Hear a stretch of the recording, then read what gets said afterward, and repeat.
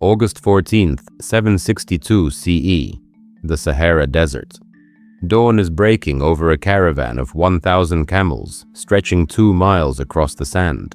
Each camel carries leather bags filled with gold, not jewelry, not coins, raw gold, 500 pounds of it, enough to buy a European kingdom.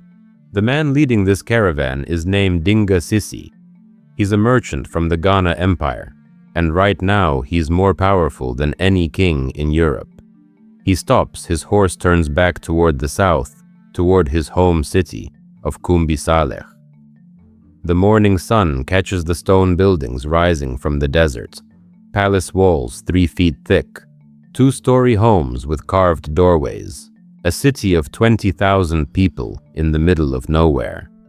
A city richer than Rome, richer than Constantinople, richer than any place on earth. He's thinking about the vaults back home, the rooms full of gold bricks, the treasury that holds more wealth than all of Europe combined. He's thinking about his king sitting on a throne of pure gold, wearing a crown that weighs more than a man's head. And he's thinking about something else, something that keeps him awake at night. He knows this won't last forever. He knows there are people watching. Arab merchants who smile to his face, but plot in their tents. European traders who bow and scrape, but write letters home about the unimaginable riches they've seen. Berber raiders who circle like vultures waiting for weakness. He knows that this much gold creates envy, this much power creates enemies. And he's right.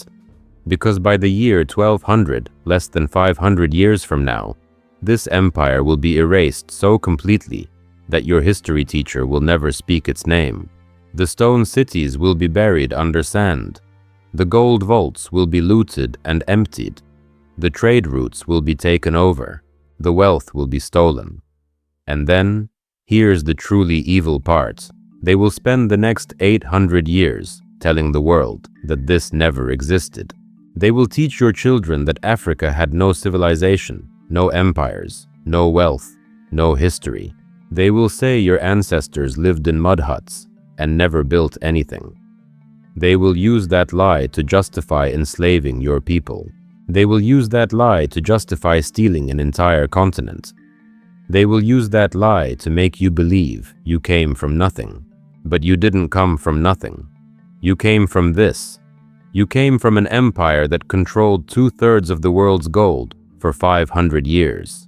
You came from kings who made Arab merchants bow before doing business. You came from architects who built stone cities when Europeans lived in wooden shacks. You came from merchants who ran trade networks across 3 continents, and they erased every bit of it. Until now. My name doesn't matter. What matters is the truth I'm about to tell you. A truth they've spent 1,000 years burying. After this video, you'll understand 3 things that will change everything. First, you'll know exactly how wealthy your ancestors were, and how that wealth was systematically stolen. Second, you'll see the direct line from that theft to the poverty you see in Black communities today. The wealth gap isn't an accident. It's not because Black people don't work hard or save money. It's because they literally stole trillions of dollars from us and then spent centuries lying about it. Third, you'll understand why they had to erase this history. Because if you knew your ancestors ruled empires, you'd demand reparations. If you knew your ancestors were millionaires, you'd question why you're struggling.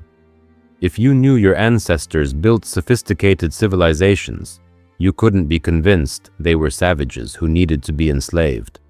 This isn't ancient history that doesn't matter anymore. This is your history. This explains your life. This explains why your grandmother cleaned white people's houses instead of owning her own business. This explains why your family rents instead of owns. This explains why Black neighborhoods have no wealth while white neighborhoods have everything. It all traces back to Ghana, to the gold, to the theft, to the lie. And today, the lie dies. Let me take you back to the beginning. The real beginning. Not the version they teach in schools. the Ghana Empire. The Europeans called it Ghana, but the people who lived there called it Ouagadougou. It lasted from 300 CE to 1200 CE. That's 900 years. Let me put that in perspective. The United States has existed for 249 years. Rome lasted 500 years before it fell. The Ghana Empire lasted 900 years. It was one of the longest-lasting empires in human history. And you've never heard of it. The empire sat in what's now Mauritania and Mali, right in the sweet spot between the gold mines of West Africa and the salt mines of the Sahara Desert. And they understood something that would make them unimaginably rich. Gold and salt were the two most valuable commodities in the medieval world. Gold was obvious. Everybody wanted it. Kings needed it for crowns and coins. Merchants needed it for trade. Churches needed it for decorations. But salt. In a world without refrigeration, salt preserved food. Without salt, you starved. In the desert, without salt, you died of dehydration. Salt was literally worth its weight in gold, and Ghana sat right in the middle. The gold came from the south. The salt came from the north. And if you wanted to trade one for the other, you had to go through Ghana. Every single transaction. The Ghana Empire didn't mine all the gold themselves. They controlled access to the mines. They controlled the trade routes. They controlled who could buy and who could sell. And they taxed everything. Here's how it worked. A merchant brings salt into Ghana from the north. Ghana charges 1 gold dinar tax. That same merchant trades his salt for gold and wants to leave. Ghana charges 2 gold dinars tax on the way out. Ghana gets 3 gold dinars just for letting you pass through. And there were thousands of merchants. Every day. For 900 years. Do the math. The capital city was called Kumbi-Saleh.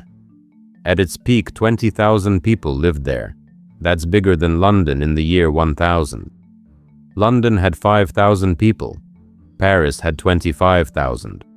Kumbi-Saleh had 20,000 in the middle of the Sahara Desert. They built it out of stone, not mud, not wood. Stone. 2-story buildings with thick walls to keep out the heat. The king's palace had walls 3 feet thick. When Arab scholars visited, they couldn't believe what they saw. A man named al-Bakri visited Ghana in 1067 CE. He was a Muslim scholar from Spain. He wrote everything down, and thank God he did, because his writings are some of the only records that survived. Here's what he wrote. The king adorns himself like a woman wearing necklaces and bracelets.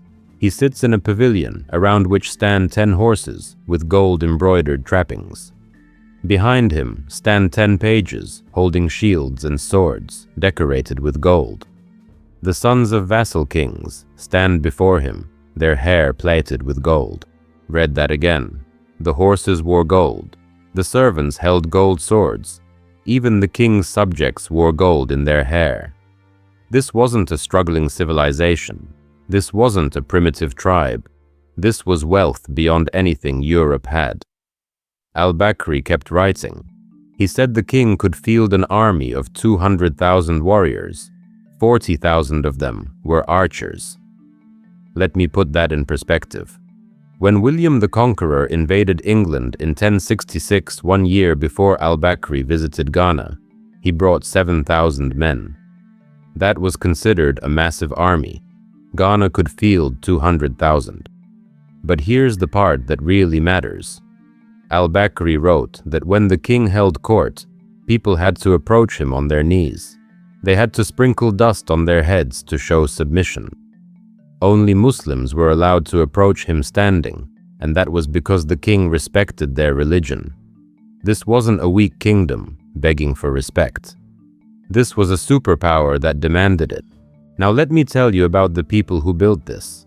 The founder, according to oral tradition, was a man named Dinga Chisse. We don't know exactly when he lived. The oral histories say around 300 CE. Here's what we know. He united 15 different Soninke clans. The Soninke people are still around today. They live in Mali, Senegal, Mauritania. But back then they were scattered, fighting each other, weak. Dinga Sisi had a vision. He saw that controlling trade was more powerful than controlling land. He didn't need to conquer his neighbors with armies. He needed to make them need him. So he built Kumbi Saleh right on the trade routes. He made it the only safe place to do business. He guaranteed protection for merchants. He standardized weights and measures so nobody got cheated. He created what we'd call today a free trade zone. And it worked. Merchants came from everywhere, North Africa, the Middle East, even as far as Egypt and Persia. They all had to go through Ghana, and Dinga Sise taxed every transaction. Within a generation, Ghana was rich. Within a century, Ghana was the richest place on earth. But here's what they don't tell you. Dinga Sise didn't use violence to build this. He used economics. He understood something that took Europeans another 1,000 years to figure out. Control the economy, and you control everything. You don't need the biggest army if you have the most money. You can hire armies. You can buy loyalty. You can make war so expensive that nobody wants to fight you. Ghana proved that Black Africans understood sophisticated economic systems in 300 CE. While Europe was collapsing into the Dark Ages illiterate and dying from plague, Ghana was building an economic empire based on trade taxation and strategic positioning. Your ancestors weren't primitive. They were brilliant. But Dinga Sise's name isn't in your history book. No statues, no monuments, nothing. Because if you knew his name, you'd ask questions. You'd ask why a Black African in 300 CE understood economics better than Europeans in 1300 CE. You'd ask why they never taught you this. You'd ask what else they're hiding, and they can't let you ask those questions. Now let me tell you about the king who took Ghana to its absolute peak. His name was Tonka Manin. He ruled from 1062 to 1076 CE, right at the height of Ghana's power. We know more about him than any other Ghana king because al-Bakri met him personally. And what al-Bakri described sounds like something out of a fairy tale. Except it's not a fairy tale. It's documented history. Tunka Manin wore necklaces and bracelets made of pure gold. His clothes were embroidered with gold thread. When he appeared in public, 10 horses stood near him. Each horse had a saddle covered in gold cloth. Behind the king stood 10 servants. Each one held a shield and a sword. And both the shields and swords were decorated with gold. Not painted gold, real gold, hammered into the metal. Standing in front of the king were the sons of other kings, vassal kings, kings who ruled their own territories but paid tribute to Ghana. And even these princes, these royal sons, wore gold in their braided hair. Think about what that means. Ghana was so wealthy that even the people who served the king were dripping in gold. The king himself, al-Bakri, said his palace was filled with sculptures made of solid gold. He said the king had rooms full of gold bricks stacked like firewood. He said the royal treasury held so much gold that if it all entered the market at once, the price of gold would collapse worldwide. So the king kept most of it locked away. He controlled the supply. He understood that scarcity creates value. This man understood market economics in 1067 CE. Your ancestor, a Black African king. Now here's the military part. Tunka Manin commanded 200,000 soldiers. 40,000 of them were professional archers. The rest were infantry with spears, swords, and shields. They rode horses. They had iron weapons. They wore leather armor. And here's the key detail. They were paid. This wasn't a feudal system where peasants showed up when the Lord called. This was a professional standing army. Soldiers who trained full-time. Soldiers who were paid from the king's treasury. Soldiers who were loyal because their livelihood depended on the king's success. Do you understand what that means? Ghana had one of the first professional armies in the world. The Roman legions were professional. The Byzantine army was professional. And the Ghana army was professional. While Europe had knights who only fought part-time, Ghana had full-time soldiers. This level of military organization requires money, lots of it. You need to pay soldiers, you need to feed them, you need to equip them, you need infrastructure to supply an army of 200,000. Ghana had all of it, because of the gold. Now here's where it gets really interesting. Tunkamanin wasn't Muslim. Most of his people weren't Muslim. They followed traditional African religions, but Tunkamanin allowed Muslims to live in his empire. He built them mosques. He let them have their own quarter in the capital city. He respected their faith. Why? Because the Muslim merchants controlled the northern trade routes. They had connections to North Africa, Egypt, the Middle East, even as far as Baghdad and Damascus. If Tunkamanin wanted access to those markets, he needed the Muslim merchants to feel welcome. So he protected them. He gave them religious freedom. He even exempted them from some of his laws. And in return, they made him rich beyond measure. This is sophisticated statecraft. This is understanding that tolerance is profitable. This is knowing that diversity makes you stronger, not weaker. Tunkamanin understood this in 1067 CE. While Christian Europe was launching crusades and killing anyone who wasn't Christian, Ghana was practicing religious tolerance because it made economic sense. But here's what al-Bakri also wrote. He said that when the king gave an audience, people approaching him had to kneel and throw dust on their heads. It was a sign of submission, a sign of respect. The only exception, Muslims, they were allowed to clap their hands instead. Why? Because Tunkamanin understood respect goes both ways. He demanded submission from his subjects, but he respected the Muslims' religious beliefs that didn't allow them to bow to anyone except God. So he made an exception. This is brilliant diplomacy. This is knowing how to maintain power while building alliances. This is your ancestor. This is black excellence in 1067 CE.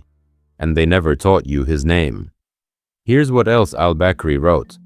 He described a royal ceremony he witnessed. When the king sat down to eat, drums were played.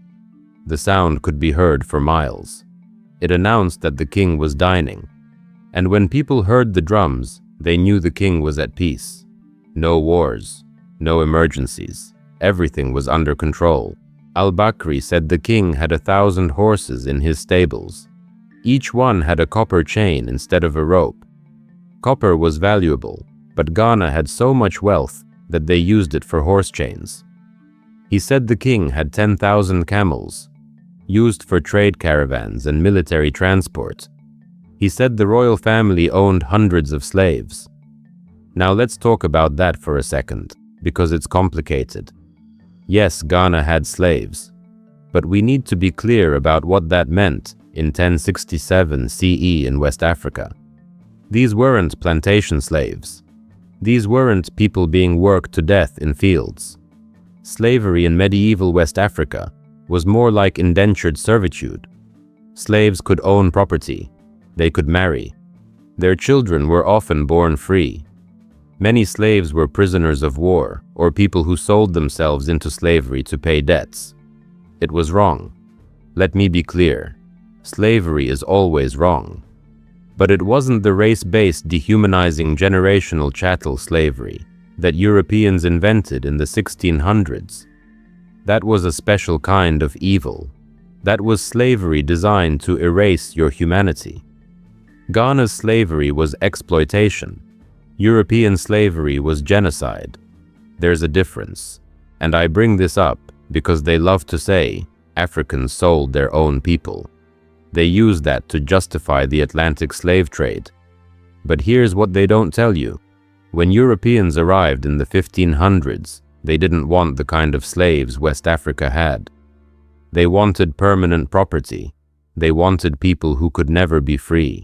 They wanted people whose children would be slaves forever. So they created a new system, and then they spent 400 years pretending that's how it always was. It wasn't. Ghana had slavery, but Ghana didn't have the kind of slavery that destroyed cultures, erased languages, and ripped 20 million people from their homeland. Europeans invented that.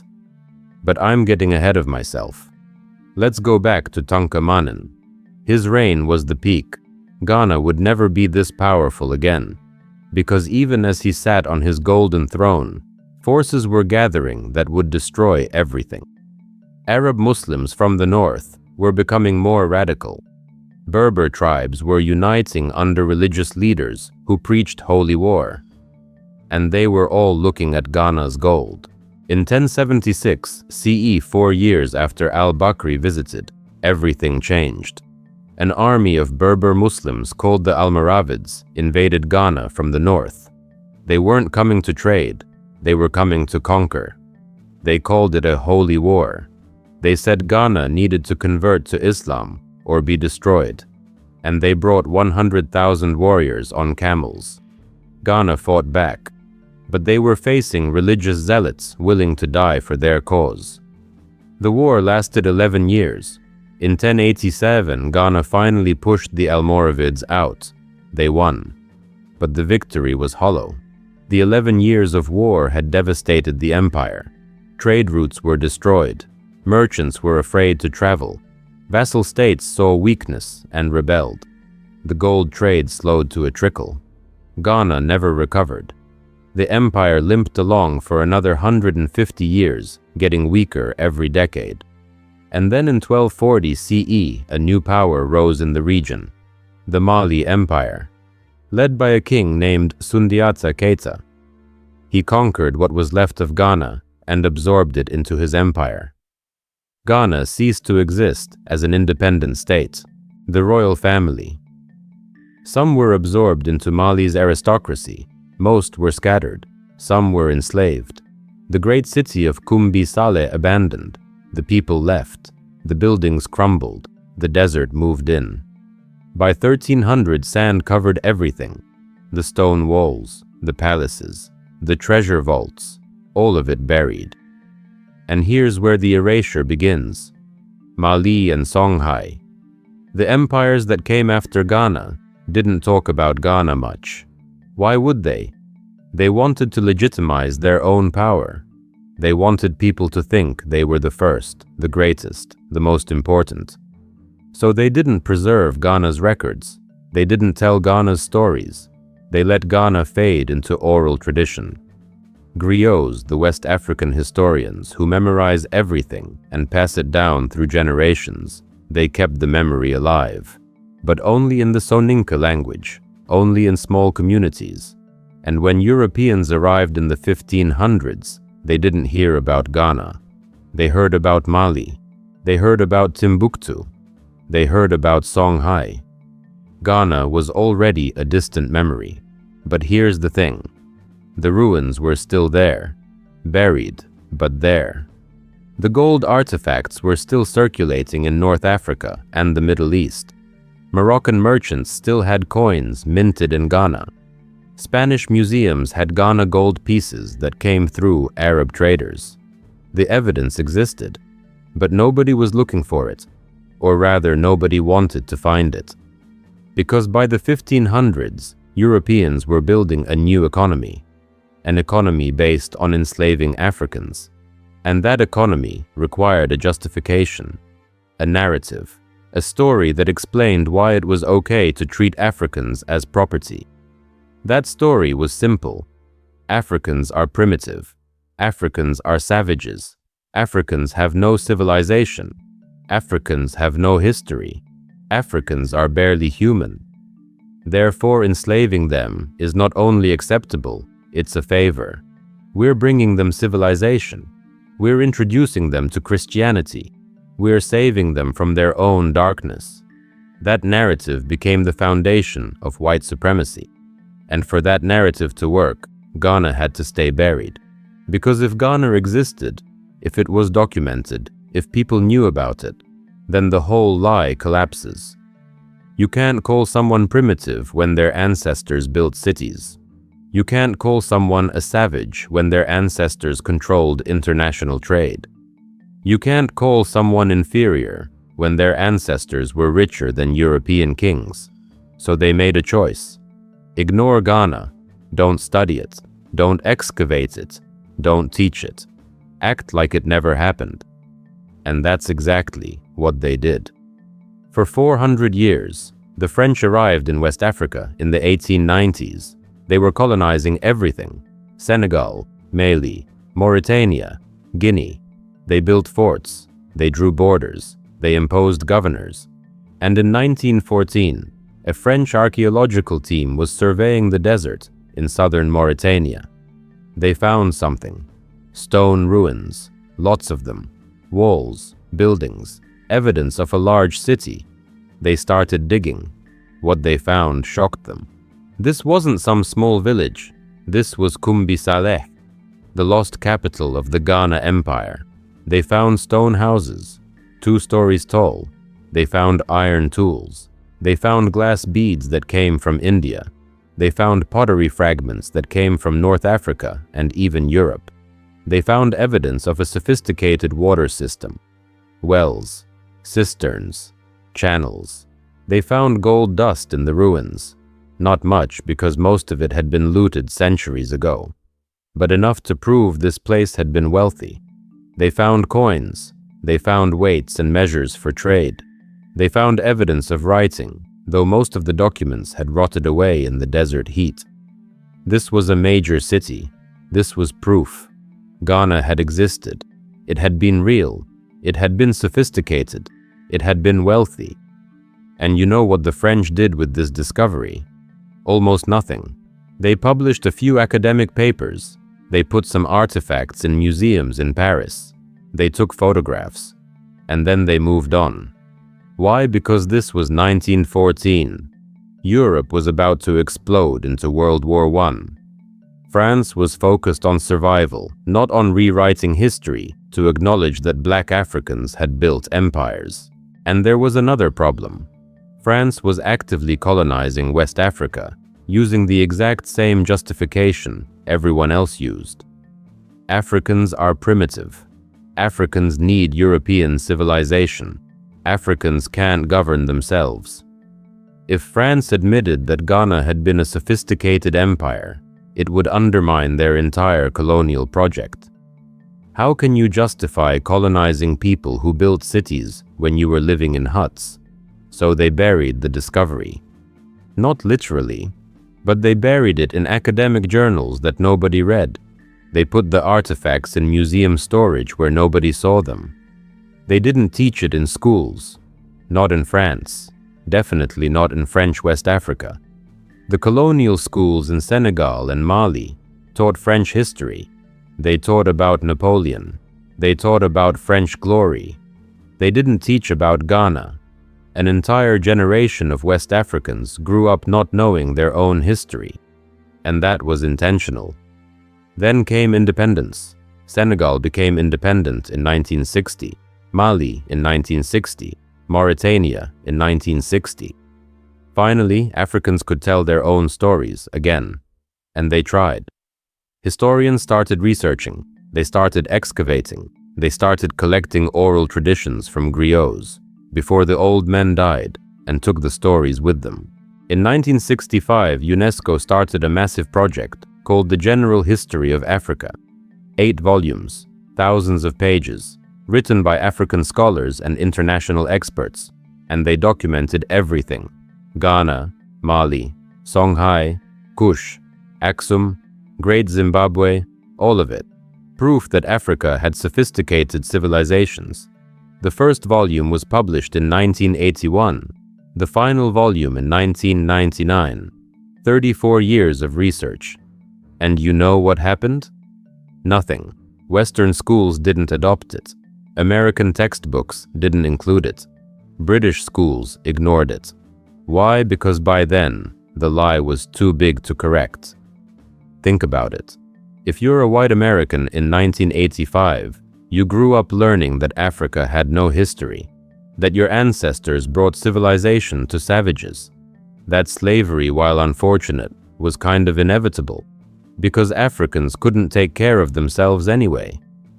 Now imagine someone tells you that was all a lie, that Africans built empires, that they had wealth and culture and sophistication, that slavery wasn't saving anyone, it was destroying civilizations. How do you process that? For many white Americans, it was easier to just ignore the new information, to keep believing what they'd always believed.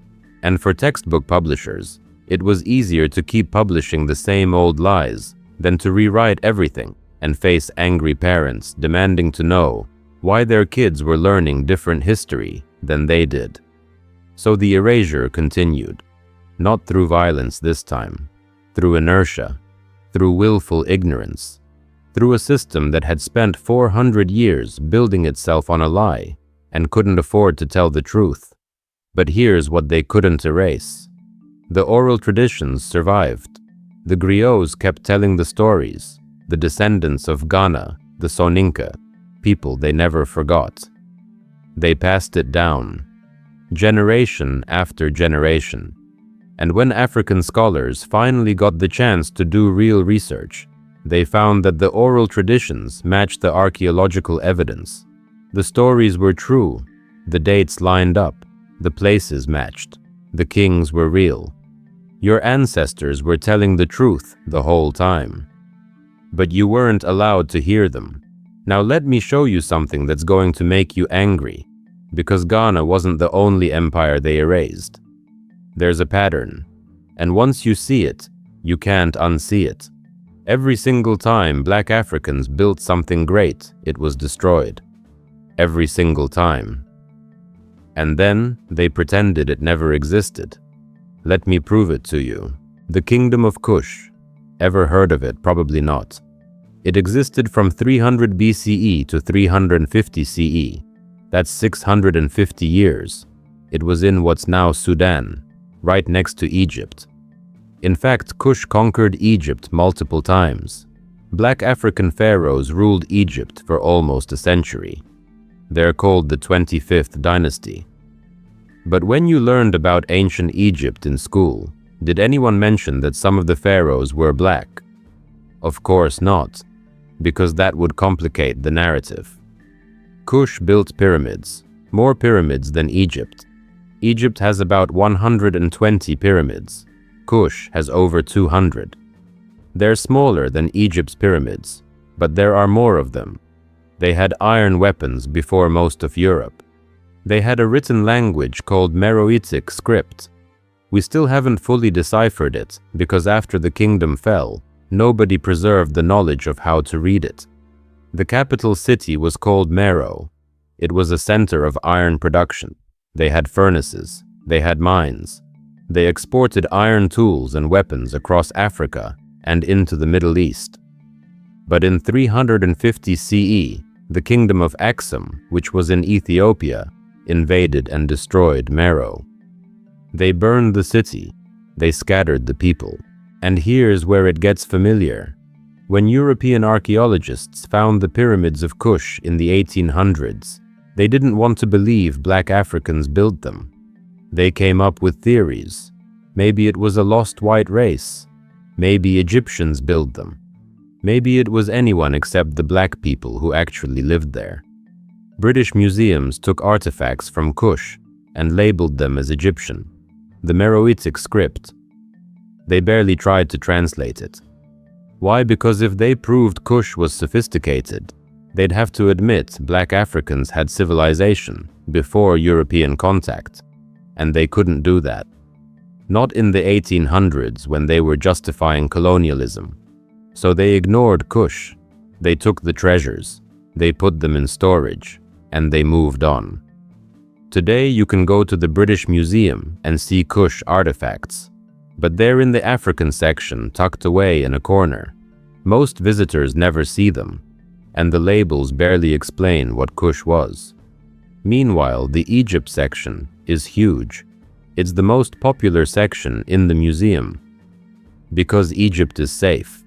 Egypt can be claimed as Mediterranean civilization. They can avoid calling it African. But Kush is undeniably Black African. So it gets hidden. Let me give you another one.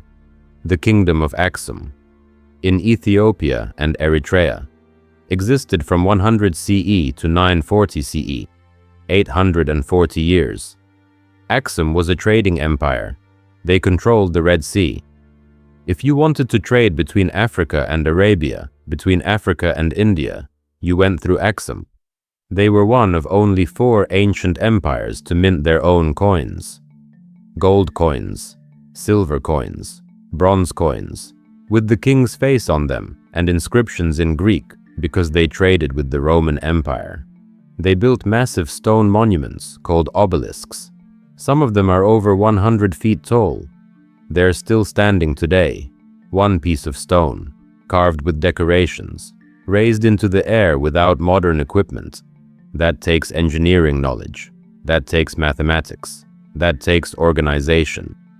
Aksum converted to Christianity in the 300s CE. That makes it one of the oldest Christian kingdoms in the world. Older than most of Europe. Their church tradition is still alive today. Ethiopian Orthodox Christianity. But when you learned about early Christianity in school, did anyone mention Ethiopia? Did anyone tell you that Black Africans were practicing Christianity, while most of Europe was still pagan? No. Because that doesn't fit the narrative. The narrative is that white people brought Christianity to Africa. The truth is that parts of Africa were Christian before Europe was. But Aksum fell. Islamic expansion in the 700s cut off their trade routes. Arab Muslims controlled the Red Sea. Aksum couldn't compete. Their economy collapsed. Civil wars broke out. By 940 CE, the capital was abandoned. But here's the thing. Ethiopia was never colonized. It's one of only 2 African countries that maintained independence. That means their historical records survived. Their churches survived. Their traditions survived. So Western scholars couldn't completely erase Aksum. Instead, they did something clever. They claimed Aksum wasn't really African. They said it was Mediterranean civilization. They said it was influenced by Arabia and Greece. They said it was an exception, not the rule. They found every excuse to avoid saying this simple sentence. Black Africans built a Christian empire that minted coins and controlled international trade in the year 300 CE. Because if they said that, you'd start asking questions. Now let me tell you about Great Zimbabwe. This one's going to make your blood boil. Great Zimbabwe was a city in what's now the country of Zimbabwe. It existed from 1100 CE to 1450 CE. The city covered almost 1,800 acres. At its peak, 18,000 people lived there. The most impressive thing about Great Zimbabwe is the walls. Massive stone walls.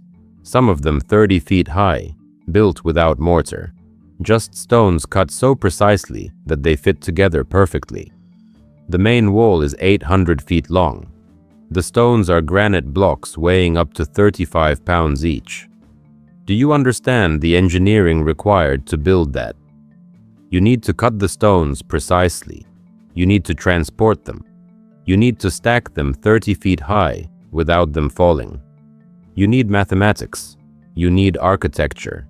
You need skilled laborers. Great Zimbabwe had all of it. Inside the walls were stone towers, passageways, and enclosed areas.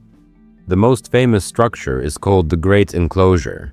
It has walls 30 feet high and 15 feet thick at the base.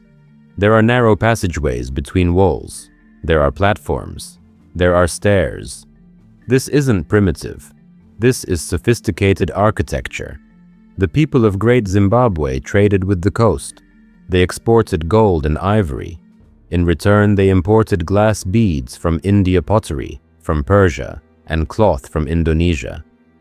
We know this because archaeologists found these items in the ruins. This was an international trading hub, and they created art, stone sculptures of birds. They're called the Zimbabwe birds. They're now the national symbol of Zimbabwe. The detail is incredible. These aren't crude carvings. These are skilled artistic works. But here's where it gets evil. When white colonizers found Great Zimbabwe in the late 1800s, they refused to believe black Africans built it. A British archaeologist named J. Theodore Bent studied the ruins in 1891. His conclusion: it must have been built by Phoenicians, or maybe Arabs, or maybe a lost white tribe. Anyone except the Bantu people who actually lived there. Why? Because if black Africans build this, it would destroy the justification for colonialism. So they lied. They said it had to be foreigners. Other archaeologists disagreed. They said the evidence clearly showed this was built by the ancestors of the Shona people who still live in Zimbabwe today. But the Rhodesian government, which was the white minority government that ruled Zimbabwe from 1965 to 1979, made it illegal to say Great Zimbabwe was built by black Africans. Illegal. If you were an archaeologist and you published research saying black people built Great Zimbabwe, you could be arrested. You could lose your job. You could be deported. They literally made the truth illegal. Why? Because Zimbabwe, the country, is named after Great Zimbabwe. The black majority wanted independence. They wanted to rule themselves. And they pointed to Great Zimbabwe as proof that their ancestors had governed themselves successfully for centuries. The white minority government couldn't allow that, so they criminalized the truth. They destroyed evidence. They hid artifacts. They censored research. It wasn't until 1980, when Zimbabwe gained independence and black majority rule was established, that the truth became official.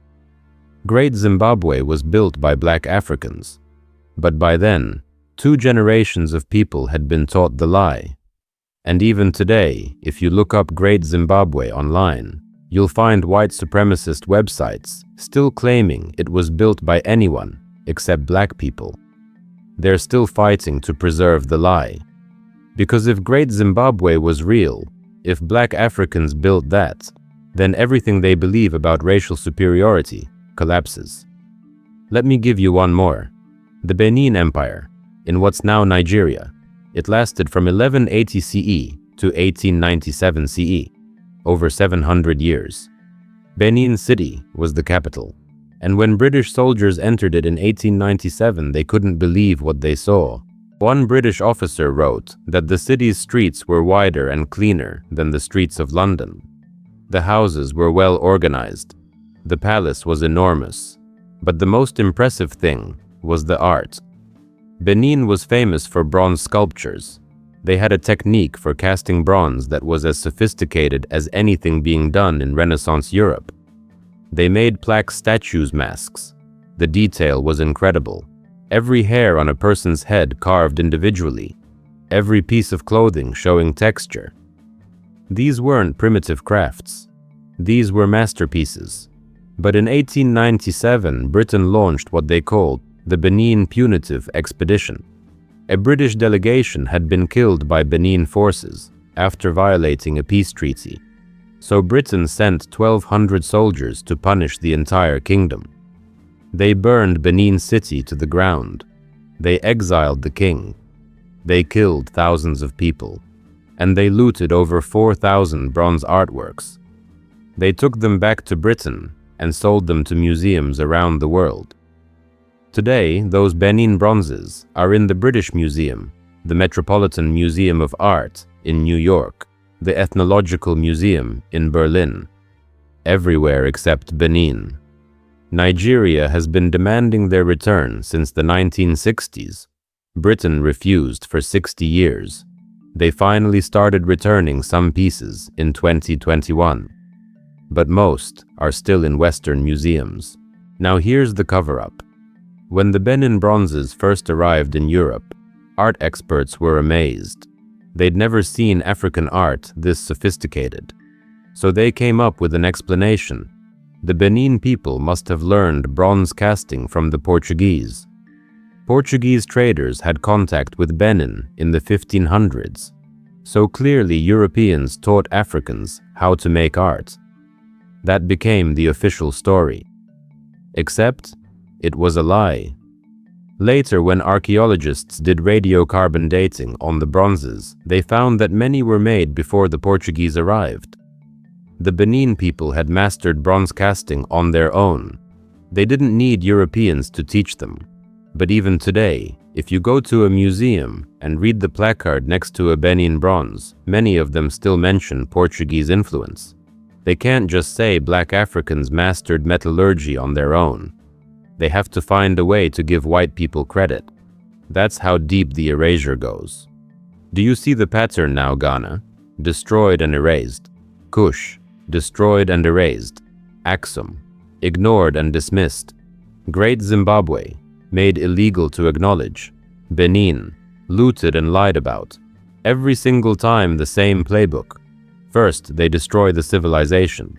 War conquest or economic collapse. Then they take the wealth. Gold artifacts, resources. Then they erase the history. Don't teach it. Don't talk about it. Pretend it never happened. Then they rewrite the narrative. Claim white people built it. Claim Africans couldn't have done it. Claim it was a fluke. And finally, they use the erasure to justify more oppression. If Africans never built anything, then colonialism is justified. If Africans have no history, then slavery makes sense. If Africans are primitive, then white supremacy is natural. That's the pattern. And it wasn't an accident. It was systematic. It was intentional. It was cultural genocide. They didn't just want to control Africa. They wanted to erase Africa. They wanted to make you believe you came from nothing, so you wouldn't fight for anything. And it almost worked. Now let me show you exactly how they did it. Let me show you the machinery of erasure, because understanding the pattern isn't enough. You need to understand the method. First, physical destruction. When Ghana fell, nobody maintained the city of Kumbi-Saleh. The buildings crumbled. The desert buried everything under sand. Within 200 years, it was gone. But that's not the only way they destroyed things. The French, when they colonized West Africa in the 1890s, had a policy. Any structure connected to traditional African religion was labeled a fetish worship site, and they bulldozed it. Temples, sacred groves, historical monuments.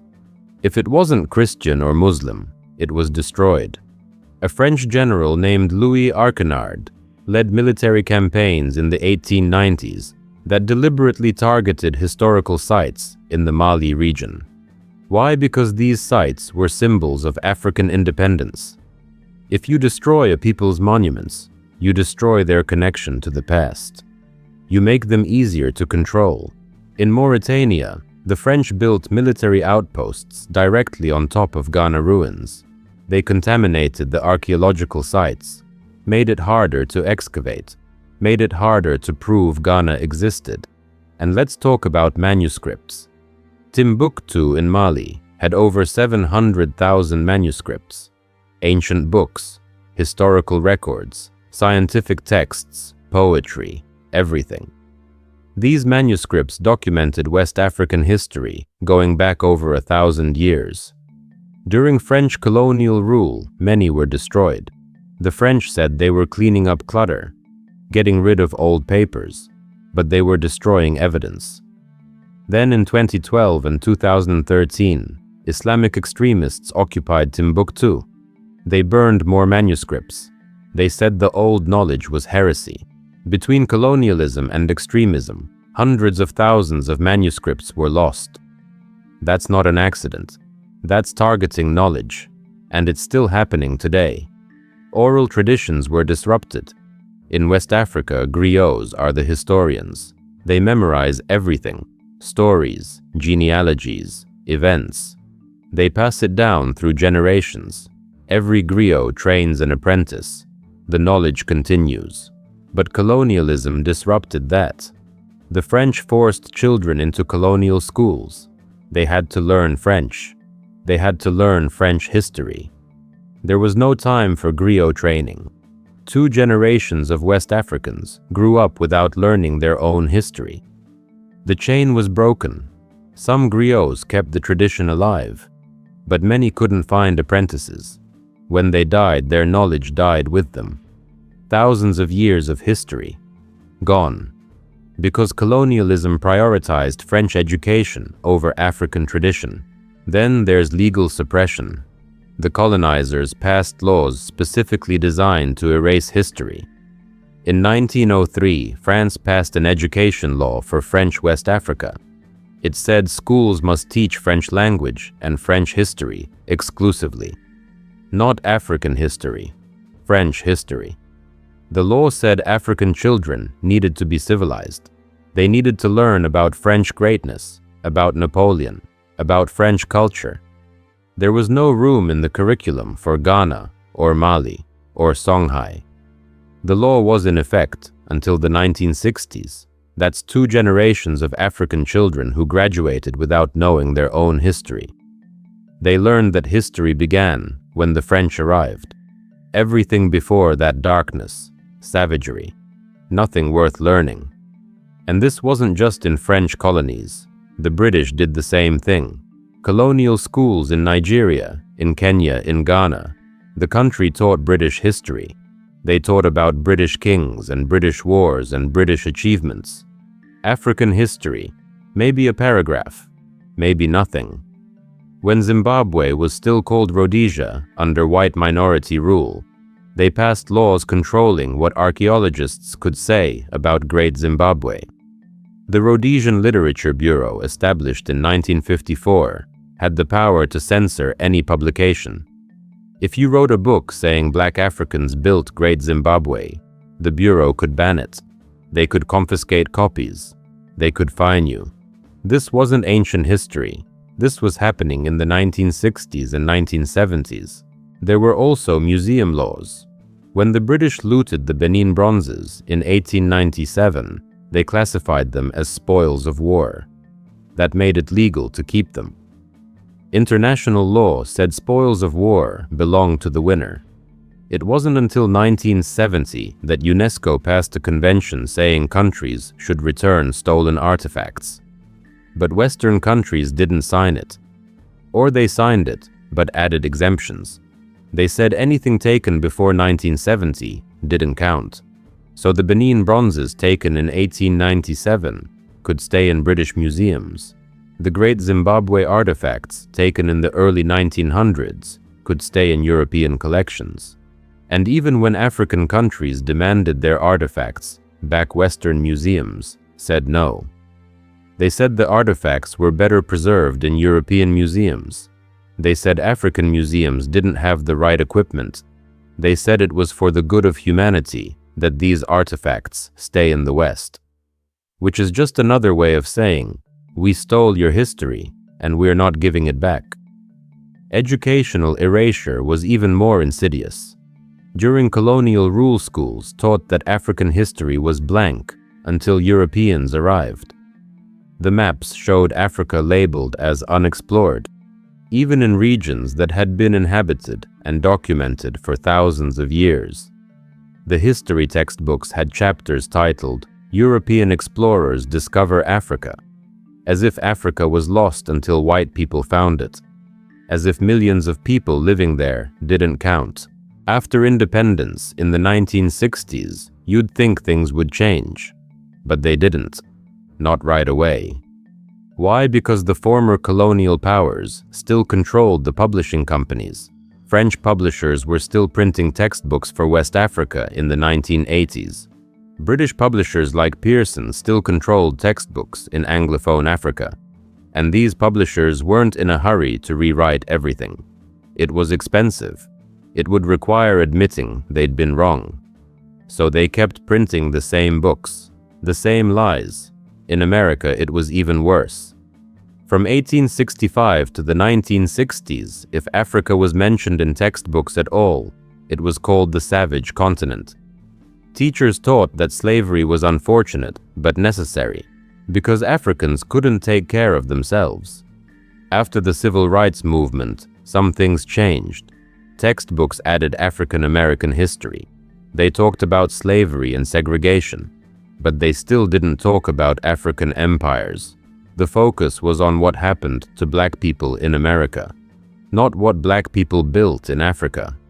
Even today, with Common Core standards, most American students graduate high school knowing almost nothing about African history before colonialism. They might hear the word Ghana in passing. They might learn that Egypt is in Africa. But they don't learn that black Africans south of the Sahara built empires, controlled trade, minted coins, and created art. Why? Because the textbook publishers still use sources written by white historians in the 1900s. And those historians believed, or at least wrote, that Africa had no history. There's a famous quote from a British historian named Hugh Trevor Roper. In the 1960s, he said, "Perhaps in the future there will be African history, but at present there is none." He was a professor at Oxford. He influenced generations of students. And his attitude was that Africa wasn't worth studying. That quote was used to justify not teaching African history in British schools for another 20 years. Meanwhile, African scholars were proving him wrong. Cheikh Anta Diop, a Senegalese historian, spent decades researching African empires. He proved they existed. He proved they were sophisticated. He published books in the 1950s through 1980s. But Western academia ignored him. His books were banned in French-language African schools until the 1980s. Why? Because he was challenging the narrative. He was saying Africa had history, Africa had civilization, Africa had greatness, and that was dangerous to the colonial mindset. Media manipulation reinforced everything. In the 1500s and 1600s, European travelers wrote accounts of their journeys to Africa. Some of them described sophisticated kingdoms, but when they published their accounts, they changed the details. For example, a Portuguese explorer named Duarte Pacheco Pereira visited West Africa in 1505. His private journals describe wealthy kingdoms with stone buildings and organized governments. But the published version of his travels called the people barbarous and savage. Why the difference? Because the published version was meant to justify Portuguese involvement in the slave trade. You can't enslave civilized people. That's too obviously wrong. But if you convince everyone they're savages, then slavery becomes a rescue mission. In the 1800s and 1900s, academic journals published racist pseudoscience. Articles claiming black people were biologically inferior. Articles claiming Africans were incapable of building stone structures. The Journal of the Anthropological Institute published over 20 different theories about who built Great Zimbabwe. Phoenicians, Arabs, a lost white tribe, even aliens. Anything to avoid admitting black Africans built it. These weren't fringe publications. These were respected academic journals. This was mainstream science at the time, and it shaped public opinion for generations. In the 1900s, as photography and film became common, Africa was portrayed in a very specific way. Tribes, wildlife, jungles. National Geographic published beautiful photos of African landscapes and animals. But when they showed African people, it was always tribal villages, traditional dress, spears and shields. They didn't show African cities. They didn't show African universities. They didn't show African businesses. Why? Because that didn't fit the narrative. The narrative was that Africa was untouched wilderness, primitive people living simple lives, and white people needed to see that to feel good about colonialism. Hollywood was even worse.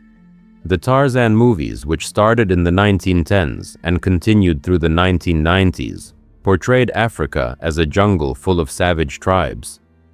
Tarzan, a white man, was the lord of the jungle. He was smarter and stronger than the Africans. He protected them from themselves. That image of white savior and helpless Africans was repeated in thousands of movies and TV shows, and it became the default assumption. Even documentaries did it. BBC and Discovery Channel made countless documentaries about ancient Egypt. They're marketed as ancient civilization shows. But documentaries about sub-Saharan Africa, they're nature shows. Wildlife, tribal traditions, not civilization, not history. The message is clear. Egypt doesn't count as African because it had civilization. The rest of Africa is nature and tribes. That's it. Even today, this continues. Google search algorithms reflect the biased sources available online. If you search for richest empires in history, Ghana doesn't show up. Not because it wasn't rich, but because most online sources ignore it. The algorithm shows you what most websites say, and most websites were written based on textbooks that ignored African history. So the erasure is digital now. It's built into the technology. It's self-perpetuating. And unless you specifically seek out African history, unless you read books by African scholars, unless you question what you were taught, you'll never know the truth.